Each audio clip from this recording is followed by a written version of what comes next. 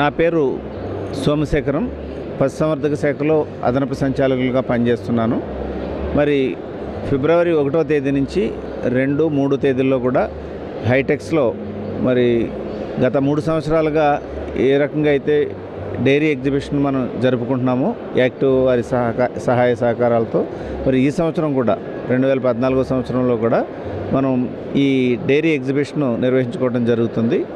దీనికి ప్రధానమైనటువంటి ఉద్దేశం ఏంటంటే మరి ఈ డైరీ రంగంలో ఏదైతే నూతన యాజమాన్య పద్ధతులు ఉన్నాయో, శాస్త్ర సాంకేతిక పద్ధతులు ఉన్నాయో, ఈ యాంత్రీకరణ పద్ధతులు ఉన్నాయో వాటికి సంబంధించినటువంటి డెమాన్స్ట్రేషన్స్ అన్నీ కూడా ఇక్కడ స్టాల్స్ రూపంలో ప్రదర్శించడం జరుగుతుంది.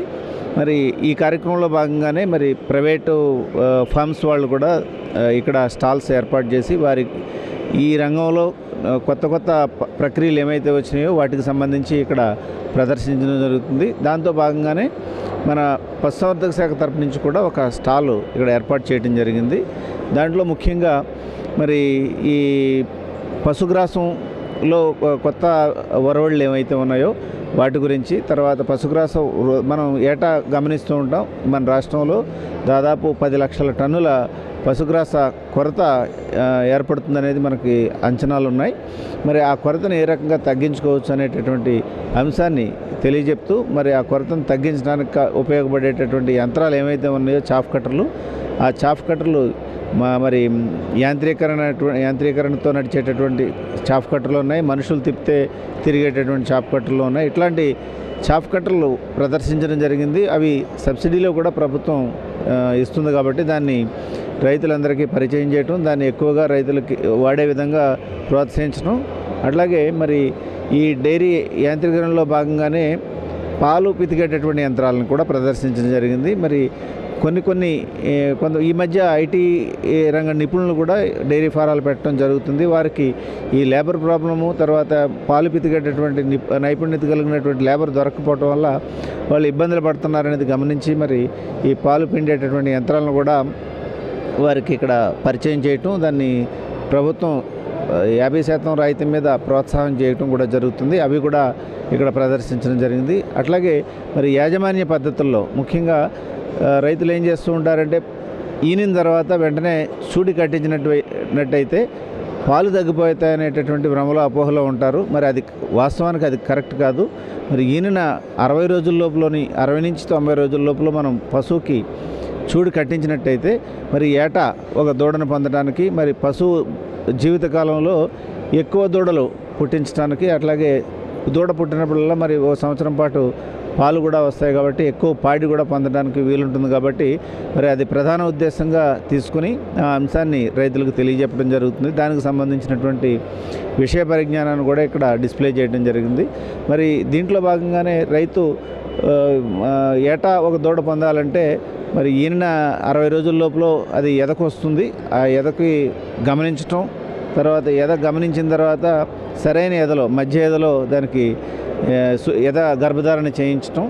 మరి గర్భధారణ చేయించిన తర్వాత మరి చాలా వరకు ఏం చేస్తారంటే రైతులు ఒక కట్టకపోయినా దాన్ని నిర్ధారణ చేసుకోకపోవడం వల్ల సంవత్సరానికి కానీ అది ఈనన్నప్పుడు అరే ఇప్పుడు కట్టలేదు అని చెప్పేసి అప్పుడు మనం మేల్కొని ఆ సంవత్సరం పాటు అది చూలు కాకుండా ఉండటం అనేది గమనిస్తూ ఉంటారు.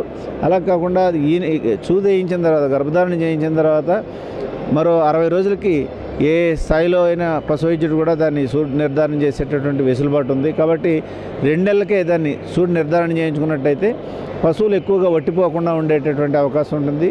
మరి జీవితకాలంలో కూడా ఎక్కువ దూడలు పొందే అవకాశం ఉంటుంది. కాబట్టి ముఖ్యంగా రైతులు ఏడాదికో దూడ పొందాలంటే ఎద లక్షణాలకు గమనించుకోవటం, ఎద లక్షణాలు ఉన్నప్పుడు దాన్ని మధ్య ఎదలో గర్భధారణ చేయించడం, 2 నెలల తర్వాత గర్భధారణ చేయించిన 2 నెలల తర్వాత మరి చూడు పరీక్ష చేయించడం, చూడు నిర్ధారణ అయిన తర్వాత వాటికి ఆహారం, ఆరోగ్య విషయంలో జాగ్రత్తలు తీసుకున్నట్టయితే మరి ఏటా ఒక దూడ పొందడానికి వీలుంటుంది. మరి ఇటువంటి అంశాలని ఇక్కడ ప్రదర్శించడం జరుగుతుంది. దీంతో పాటుగానే మరి కొంతమంది ప్రైవేట్ ఫార్మ్స్ వాళ్ళు కూడా మీకు ఈ హైడ్రోఫోనిక్స్ అనే కొత్త టెక్నాలజీ ప్రదర్శించడం జరిగింది ఈ యొక్క ఎగ్జిబిషన్లో.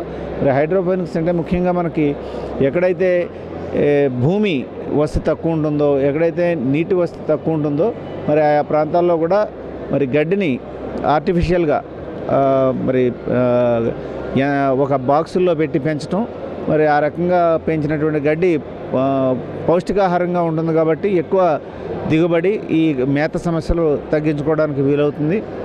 మరి గతంలో అయితే అది ఎక్కువ ఖరీదు ఉండేది, 25 లక్షల రూపాయలు ఉండేది ఆ పెట్టె. మరి దాన్ని ఇప్పుడు 3 లక్షల రూపాయలకి సామాన్యునికి అందుబాటులో ఉండే విధంగాను మరి దీన్ని ప్రచారంలోకి తీసుకురావాలనే ఉద్దేశంతో అటువంటి యంత్రాలు కూడా ఇక్కడ పెట్టడం జరిగింది. దీంతో పాటుగానే మరి ప్రతి ఏటా మన రాష్ట్రంలో ఉన్నటువంటి ఈ మేత కొరతను దృష్టిలో పెట్టుకుని మరి ఫోడర్ బ్యాంక్స్ ఏమైనా ఏర్పాటు చేయగలుగుతామా, మరి వృధాగా ఈ మధ్య యాంత్రీకరణ వ్యవసాయంలో జరిగిన తర్వాత ఎక్కువ మేత యంత్రాలతో కోయటం వల్ల ఈ చాలా వరిగడ్డి వృధా అయిపోతుంది. మరి ఆ వరిగడ్డిని వృధా కాకుండా దాన్ని తీసి మరి బేల్స్ రూపంలో ప్యాక్ చేసి దాన్ని నిల్వ ఉంచుకుని అవసరమైనప్పుడు వాడుకునేటటువంటి అనేక రకాలైనటువంటి విషయ పరిజ్ఞానం ఇక్కడ మనం ప్రదర్శించడం జరిగింది. మరి ఈ కార్యక్రమాలన్నీ రైతులకి తెలియజెప్పటం ముఖ్యంగా దీని ప్రధాన ఉద్దేశం. దీంతో పాటుగానే మరి మన రాష్ట్రంలో కానీ మన దేశంలో కానీ ఏ రకాలైనటువంటి జాతులు ఉన్నాయో ఆ జాతులకు సంబంధించినటువంటి పశువుల్ని ప్రదర్శన రూపంలో కూడా ఇక్కడ మరి ఇదే కాకుండా మరి ప్రభుత్వ పథకాలు ఏవైతే ఉన్నాయో మరి ముఖ్యంగా మనం ఇక్కడ స్వయం ఉపాధి పథకం కిందేమో మరి 2 పాడి పశువులు, 5 పాడి పశువులు, 20 పాడి పశువులు, మినీ డైరీ యూనిట్లు, మీడియం డైరీ యూనిట్లు సబ్సిడీ మీద ఇక్కడ సరఫరా చేస్తున్నటువంటి అంశాన్ని కూడా రైతులకి ఇక్కడ చెప్పడం జరుగుతుంది. దాంతో భాగంగానే మరి అవకాశం ఉన్నవాళ్ళు డైరీ పశువులను కొనుక్కొని తీసుకొచ్చి పెట్టుకోవచ్చు. లేని వాళ్ళు మరి వాళ్ళ దగ్గర ఉండే పశువుల నుంచే, పాడి పశువుల నుంచే భవిష్యత్తులో మనకు ఉపయోగపడే రీతిలో ఈ పాడి పశువుల్ని వాళ్ళ దొడ్లోనే తయారు చేసుకునే రీతిలో అవకాశం కల్పించడం కోసం మరి ప్రభుత్వం ఈ సంవత్సరం నుంచే సునందిని పథకం అనేటటువంటి ఒక దూడల పోషణ పథకాన్ని ప్రవేశపెట్టింది. దీంట్లో దాదాపుగా 2 సంవత్సరాల పాటు మరి ఆ దూడ పోషణకి అవసరమైనటువంటి దాణాన్ని సబ్సిడీ మీద సరఫరా చేయడానికి ఇందులో ఏర్పాట్లు చేయబడ్డాయి. యూనిట్ కాస్ట్ దాదాపు 15,000 రూపాయల యూనిట్ కాస్ట్లో కేవలం 3,000 రూపాయలు రైతు వాటాధనం చెల్లించినట్టయితే మిగతా 12,000 రూపాయలు విలువ చేసేటటువంటి దాణాను, అట్లాగే మరి ఈ బీమా 2 సంవత్సరాల పాటు దాని వయసు 3 సంవత్సరాల వయసు వచ్చేంత వరకు పశువుకి బీమా ఏర్పాటు చేయడానికి ఇందులో అన్ని ఏర్పాట్లు చేయబడ్డాయి. ఇది దాదాపు ఇది భారీ ఎత్తున ఈ సంవత్సరం నుంచి పశుసంవర్ధక శాఖ తీసుకోవడం జరిగింది. కాబట్టి ఈ సంవత్సరమే మరి దాదాపు 1,00,000 దూడల్ని ఈ పథకం కింద తీసుకొచ్చి మరి భవిష్యత్తులో అవి పాడి పశువులుగా తీర్చిదిద్దే విధంగా వాటికి రైతులకి సహాయ సహకారాలు అందించడం జరుగుతుంది. ఈ రకంగా మరి ఈ ప్రభుత్వ పరంగా ఏవైతే పథకాలు ఉన్నాయో ఆ పథకాలన్నింటినీ కూడా ప్రజలకి పరిచయం చేయటం, వాటికి ప్రచారం చేయటం, వాటిని ఉపయోగించుకునే రీతిలో చర్యలు తీసుకోవటంకి ఇటువంటి ఎగ్జిబిషన్ ఉపయోగపడుతుందని నేను ఆశిస్తున్నాను. Thank you.